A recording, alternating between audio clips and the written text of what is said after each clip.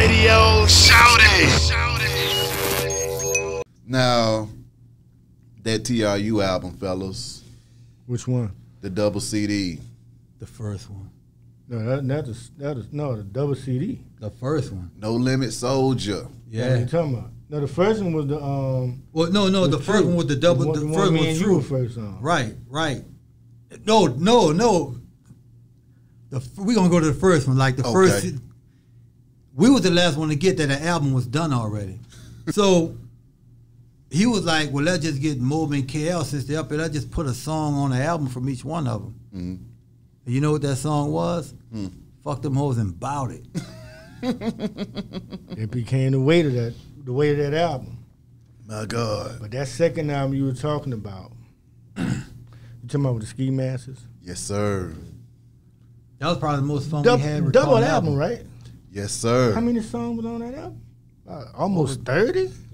That No Limit Soldier song, man, when everybody got on there and went crazy. Oh, the remix. What the hell was that like? The No Limit Soldier, let me tell you. I remember this. Talk to me.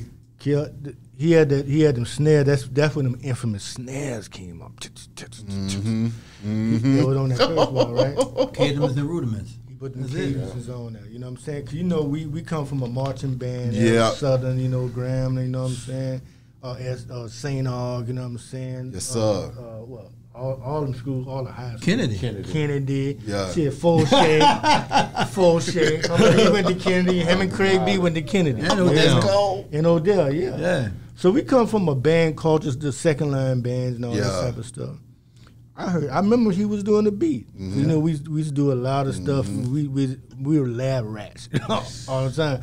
I remember when he heard it. I remember when he was doing the beat.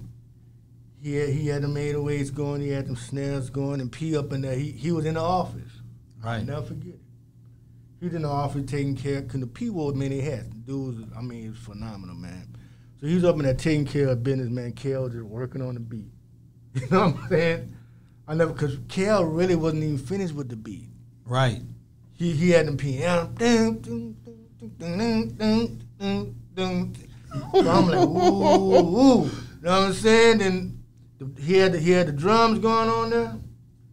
Then he would he was dialing in the curves while one of the rollings or whatever. He was looking for another sound.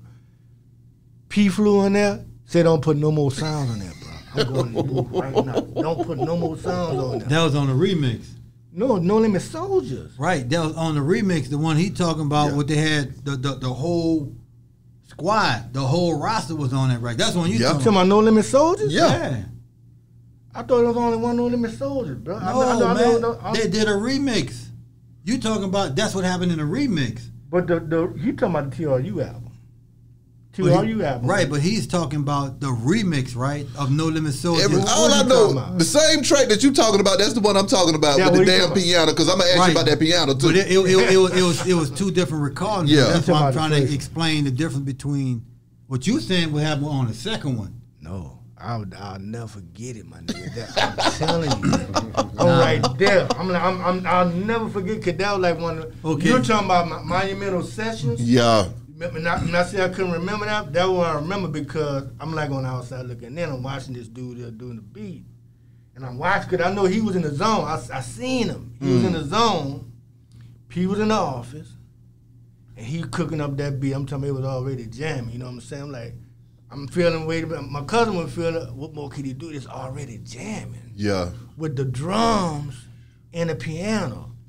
P ran in that mug and said, "Bro, don't put nothing else on that beat. I'm about to go." Then he did his thing. You know what I'm saying? And we No Limit Soldiers. I thought I told you we No Limit Soldiers. Freestyling, bro. That man snapped. He killed. Busting me low. What busting me low mean? I don't. Till this day, I have no idea. I love my cousin, man. But it made sense, because I'm the hardest motherfucker. Come on. I'm rapping. You know what I'm saying?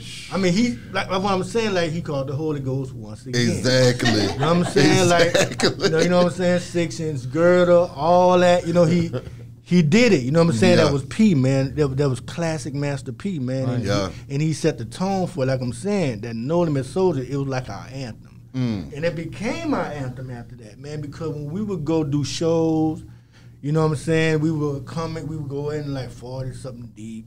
He flew all us out there. Yeah. Sometimes we'd be on buses.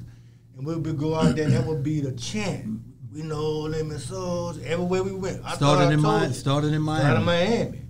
Everywhere we went, but it became that anthem. What about Mia X getting on that song and snapping too and just holding it down for the females? Okay, because there are not many females that can get on these songs with all of these gangsters and keep up and hold their own. Mia put the pressure on all the niggas. Yeah. The thing about it, the pressure came from is like this here.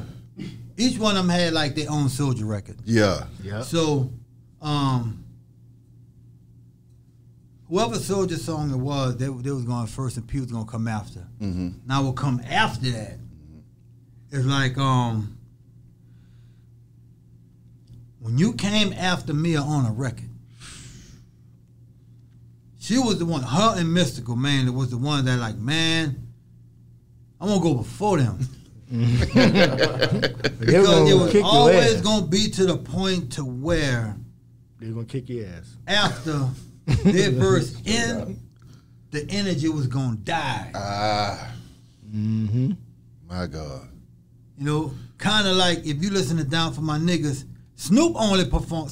When Snoop performed that record, he don't do his verse. He do C verse and Magic verse. Sometimes he'll do his verse. Yeah. But see, like all of the songs mainly like with Mia is that when she gets on there, all attention is on her. So if you come after her and don't match that, you know, it's like the record it don't lose its energy, but it just changes the dynamics of Pete when he did the lineup of certain songs. He gave it to where like we don't want the record to lose nothing. You're gonna listen to this whole song. You're gonna listen to the whole song because back then we didn't have Pro Tools and shit to where we was able to edit and I'm gonna just keep this verse and take the rest. No, you had to play the whole record to get to this verse if you want to hear it. So that was one of the genius moves to where when a lot of No Limit records came out, you know the whole record because you had to wait to hear what you wanted to hear. Like Mystical close out on Make 'Em Say Yeah. You know what I'm saying? And I think that was an extension from Bout It, because she tore their ass up on Bout It. You know what I'm saying? Because the thing is, Mia, she had a soprano voice. Mia, when she rapping, when she talking, it's two different people. So when she get mad and she rap, it sound the same. Oh my God. So when she did on Bout It, I think P, he just like when we did on with the UZK record, they wanted another version, another one of them. You know what I'm saying? What she did on Bout It was like, okay, y'all thought I said something on Bout It. What she did on No Limit Soldier, she said, okay. Right. I'll never forget this one line that she said, lyrical man eater. What? Lyrical man eater. You know what I'm saying? That means she eating everybody alive and whole that come before and afterward. We talking about a brilliant female, man. Shout out to Mia. You know, 3 niggas in the broad. That's our sisters from another Mr. and Mrs. Man. That girl to me, man, is like. Ain't nobody fucking with nobody a female fucking wife. with me. That's man. true. They can't fuck with her. That's true. Man. There's not too many you could throw. I never forget when she did the Sprite commercial.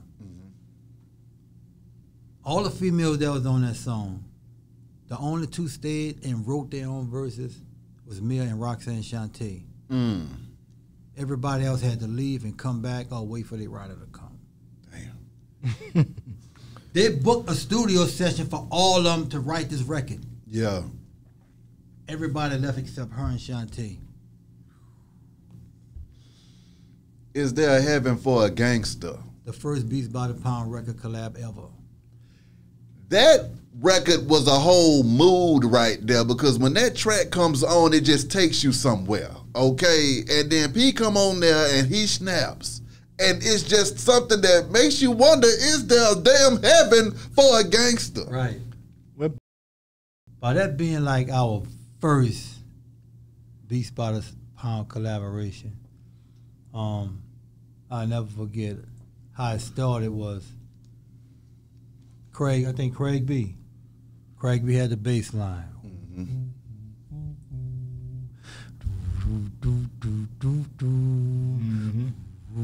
And you came, Mo put the strings up in there, and it was like it was just passed down. Like, okay, what they said. Now I'm finished with it. Now you hit it. So that's basically how that beat was. Yeah. Craig B did what he thing. He did what he did. Passed it to me. I did what I did. Passed it to Morbid. And the thing about it, it wasn't a question about who gonna do what part. Yeah. Yeah, we just It did was it. pretty much understood. We're like It was ants. pretty much understood because it's like when you look at Beats by the Pound the whole, we all know we don't have no weaknesses, Yeah. but we know our strengths. Like everybody know, like my best asset is drums. Morbid, his just string arrangements and chord play. Him and Odell. Craig B, he make the bass line, the best bass lines. Like his bass lines is Ridiculous. You know what I'm saying? And it's just like when we get up in there and we do we think and Carlos good on the keys too. But it's like when we get up in there and we have to do a collab situation on the beat, it all be about who come up with the idea that's gonna start it first. And they just do their part. And they just whoever up next. Swamp niggas. Oh my God. I didn't know that record was that big. What? Oh my God. That was one of those records that just kind of hit folks, and it was that New Orleans sound too, because you weren't gonna get that nowhere else but on some No Limit music. So that was one of those kind of songs that stamped the sound as well. Swamp niggas, see, we was riding off that high after Bout It. You know what I'm saying? Like it's Swamp nigga. That was on TRU. TRU. The double. The the double. Right, that was after Bout It. Yeah. Yeah, it was because if you listen to it, all Bout It samples from the movie is in the record. Yeah. You know what I'm saying? And I was influenced off that Bob James record. I ain't gonna even lie. You know what I'm saying? That's where, you know what I'm saying? It's like that was one record that every producer had is one record that they're hearing like, boy, I wish I would have made that bitch. You know what I'm saying? Yeah. And like I said, just like you look at Bob James, Earth, Wind and Fire, Isaac Hayes, you know what I'm saying? Willie Mitchell. Barry White. Oh when my God. you know, James Brown, of course, and when you listen to that, see, we come up off of that. Yeah. But the thing about it is that the way we make music now, especially at No Limit, you didn't have time to think. That's why none of that shit was mixed properly. To where, and another reason why we did so many songs back then, is because the artist didn't have a choice. It was either this is what it is. So if you miss out, they waiting. So we not gonna miss a spot date. Yeah. Now you may come from being 3rd to 7th or 8th. But when it came down to when we was doing Swamp Nigga, is that's you on the hook. Yep. Swamp nigga. I don't know what song I got it from. Yeah. But he said it, I sampled it, and I just hit it in a higher key to speed it up. Yeah. That's how I got, because it was something that you said it was lower, it was slower than that. So when I sampled it, no, it was the right pitch. It's what I sped up when it goes swap. Yeah. That's the part I sped up. Yeah, I hit that did. in a higher key, and it's just like by him doing that, I don't know where in the fuck it came from, but when he did it, I sampled it, and I built the beat from around there. You know what I'm saying? But it was P. I think P came with the like I'm saying, but where this dude come from with these ideas, man? He, like I'm saying, it had to be the beat. Because Kel had the beat, you know, he had it doing what it was doing. You know, he came with, swamp nigga, I'm a swamp nigga, swamp nigga. You know what I'm saying? You know what I'm saying? And then it just stuck, man. You know what I'm saying? You know something that P do better than any rapper? Mm-hmm. He know how to simplify his flow to a simple beat. Ride that mug. It's like some artists take beats and compete with the beat instead of like let me see what I can do to get on this motherfucker to put my stamp on it. Mm-hmm. You know what I'm saying? So, and it was like I have that live with Mystical though, to where the beats that I make are like, nigga, this it? He's like, nah, that ain't it. But the one I like, man, I ain't feeling that. Nah, nigga, that's the one. Damn. You just never know. You know what I'm saying? So, but when it came down to making that, just say that TRU album was probably, to me, the most fun out of any album. Oh, Put it like this, anything that P did, it was in a don't give a fuck attitude, in a don't give a fuck, anything and everything counted. What was it that made it so damn fun? Because we went up in there not knowing what the fuck gonna happen. We just did us. We just did it. We just did us, man. That album had no rejections. Whatever we did, that's what it was. There was no second guess. If you made a beat, he pulled it up, rapped on it. It was never a moment of, I don't like that beat. Yeah. But you got to understand the songs that didn't make that record, that's out there somewhere in wherever the rest of that shit is. And I think that was the first project that was just so unapologetically New Orleans, bro. Wait a minute, hold up. Because now you done pissed me off. Y'all done put out hundreds of records, and you mean to tell me all the music still ain't even out? Not on a double CD. That's a double CD.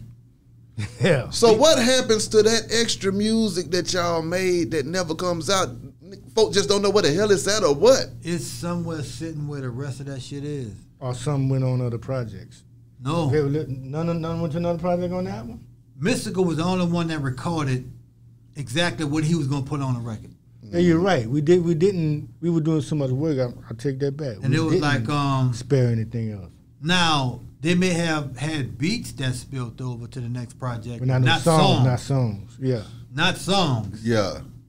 That's what I meant. Yeah. Because P whole thing was, I'm gonna give these motherfuckers more if they gonna spend $20, they gonna get more than $20 worth of shit. They bang for their buck. You know what I'm Exactly. saying? That's why the double CD was so important. You know what I'm saying? And that's why every No Limit release was 20 songs or more. Better. Yep.